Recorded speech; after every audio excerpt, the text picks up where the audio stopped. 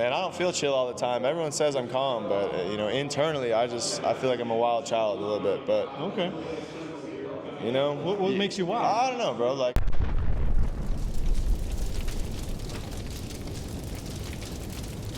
trying something a little different here. Dozen days into training camp. Wolitarsky, how was your off-season, man? Oh man, it was action-packed. I got married. I got a baby on the way in September. We were in Australia where we did a wedding, so we had a family out there, and we were out there for about 2.5 months, swimming, surfing, a lot of wildlife, bro. It was awesome. Yeah. That sounds like almost an ideal off-season. You ever have one like that before? It was ideal, but it definitely had its movement. The flight over was not easy. The flight back, the time difference, bro, was like 16 hours, so getting back was rough. And then obviously driving across the country with the dog and the girl and the daughter, it gets to be quite a bit, man. But we're happy to be settled back in Winnipeg, doing this thing. Yeah. And you had your best friend Chris Streveler as your best man at the wedding, and now you guys get to work together again. Yeah, bro. That was an extraordinary experience, man. And just having him be back here 4 years later. Actually, it's been 5 years, right? Yeah. It's crazy, right? We've changed so much, but in the same way, like we still have that common ground and the love for football. So it's something that really sparked a flame for me, man, having him back this year. Like after last year's loss, like it felt like a revitalization for me. Yeah. I'm gonna switch my hands up here. Hang on a second. Oh yeah, all good. See, we're trying something new, laid back with maybe the most laid back guy on the team, Wolitarsky. Maybe. You kind of relishing that reputation you've gained here in Winnipeg of kind of being the chill California kid?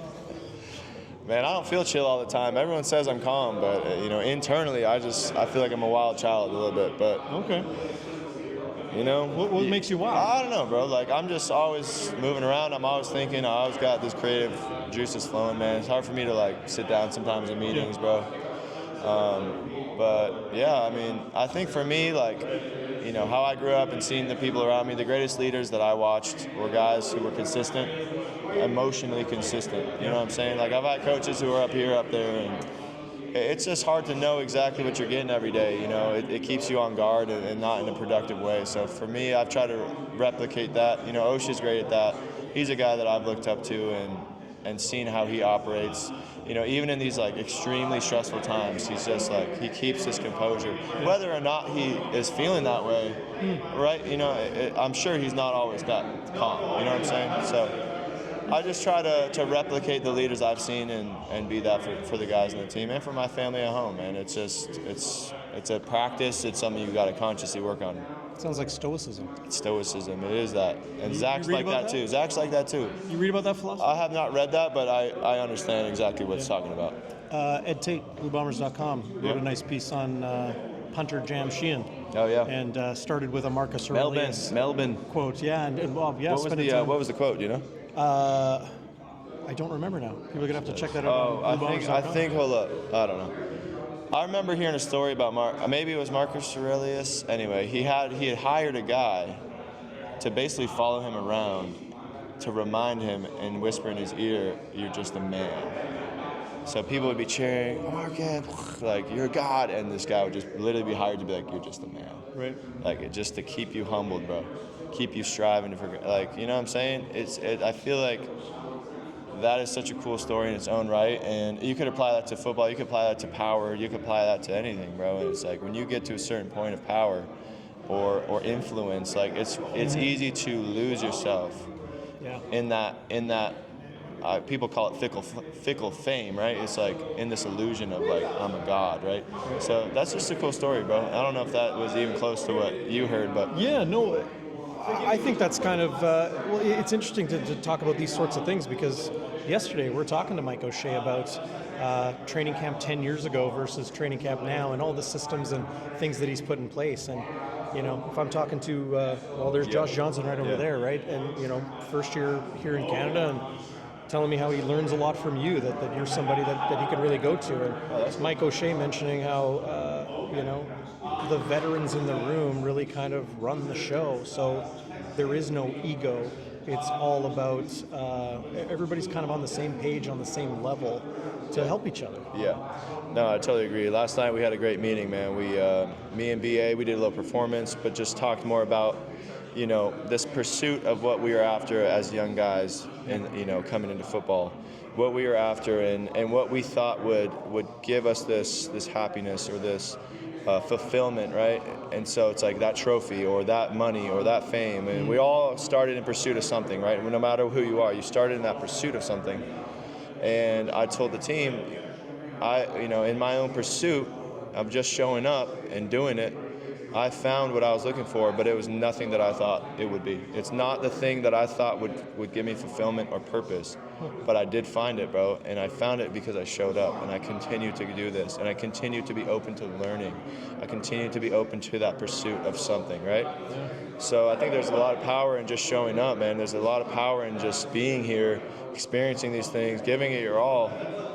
And because if not, man, you're just losing. You're sabotaging, right? It's easy to do that as a human because of these limits we've had as kids, or limits we placed on ourselves, or you know, people telling us we can't, right? Anxieties and fears. Anxieties, fears, it all stems from you know, experiences you've had, and to break that, sometimes you need somebody, a leader, to set you straight, bro, and to wake you up from like, hey, man, like, why not you? Right. You know, that happened to me in my life. I've had that guidance. I've had those talks. And it's a powerful question. Why not me? Yeah. Why not me?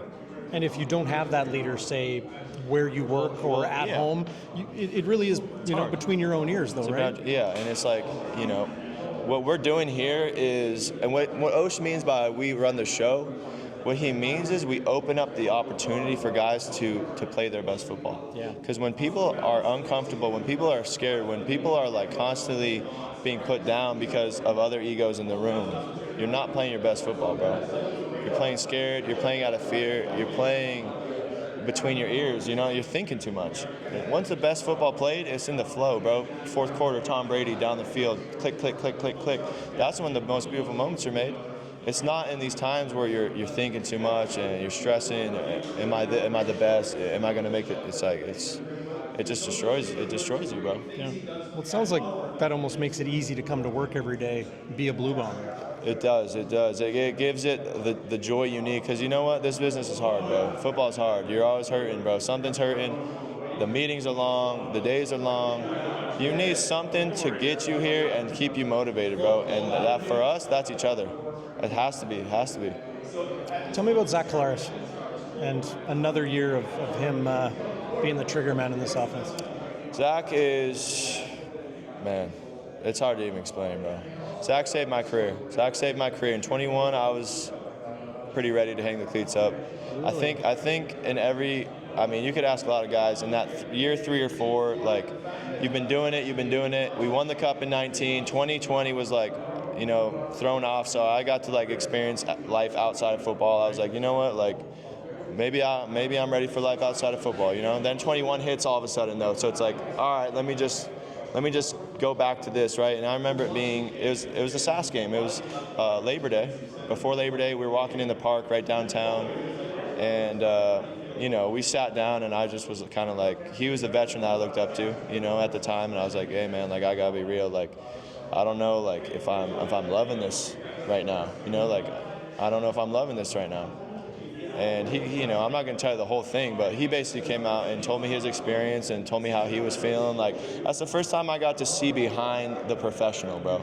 And I was like, okay, so this dude is feeling or has felt what I'm feeling now. And I think there's power in that. There's power in like seeing through the tough layer that we give off. Mm-hmm. Because as a leader, that's what you want to be. You know, he is the stoic leader, bro. Like, stoicism, that's him to the T. But at the same time, like, him letting me in there made me realize that everybody's feeling the same things, and that validated something for me. In that game, that's the game he threw me that sluggo. I fucking dove out and caught, like, dude, it was like an eye-opening moment, bro. It was like, you can either quit here or you can fucking grow right here. Right. And I was like, all right. I was like, honestly, I'm just gonna enjoy every moment I have left, bro. Because I didn't know what was gonna happen after that year. And like that play sparked that whole season. We go to the Grey Cup, and it's just like everything changed for me. It like re-sparked my fucking career, bro. Yeah. It was just awesome, man. And it was like catching that ball, getting up, fucking shredding that guitar. I was like, I feel like I passed a limit that I had placed on myself. You know what I'm saying? and that wouldn't have happened without him doing that for me. So that's what I'm trying to do for other guys too. Yeah. It's powerful, bro. Well, and that goes back to, you guys running things in the locker room, or however you want to describe it, is that you can get on a level with a teammate, whether it's the, QB1 or, a young guy coming up trying to make it, right? Absolutely. We all have such similar experiences. Yeah. I mean, coming up to be here to this point, like, we've all had to do pretty similar shit. We come from different areas. We learn about each other's, upbringings, and yeah, everyone faced different things, bro. And it's like, what we have to preach here and teach here is like, anyone can do this shit. I mean, not everyone can do this shit, let's be real, but everyone has the capability and the talent, but we just need to build the mind, bro. We need to build the trust, and we need to build the mind up, because that's what's going to separate, I feel like, pros from like, there's a lot of guys who could have made it athletically. Yeah. But you see a lot of guys fall out, and it's especially so in this much, league, right? Oh, so much to do with number one, the fact that guys come up here and think it's going to be easy. Two, the game is very different. You're playing a new game, and I don't know if that like really hits the rookies until like they've played in the game. Right. It's just Football's football, though. It's not out here. It's different, bro. You know what I'm saying? Football in the States and football in Canada are two different games. Mm-hmm. They just are. It's not just the rules either, right? No, it's not the rules. It's how the routes work. It's how the field is. It's how like some routes don't have to be like 4-step outside. It's not as like tech. It is tech. I don't know what I'm trying to say. It's just less condensed, bro. Yeah, it's less condensed, and it's wider, and you have more creativity. You have more time. It's just, yeah, bro. It's like, it really is different. I don't even know how to explain it. Yeah. Well, and then there's yak yards. And then it's for sure, bro. You get it. Space, yeah. It could be a really great league for some, and for some, it's really hard to switch your mind to. So everybody's excited about what Chris Streveler can bring to this offense, and I've called it over and over again through camp, the worst kept secret in the CFL, what he could potentially bring. Yeah. But maybe beyond that, another year of Buck Pierce, another year of you and Dembski and Stan and Pat and Zach and all the guys, let alone the type of talent that Dalton Schoen and Kenny Lawler bring, and so many others.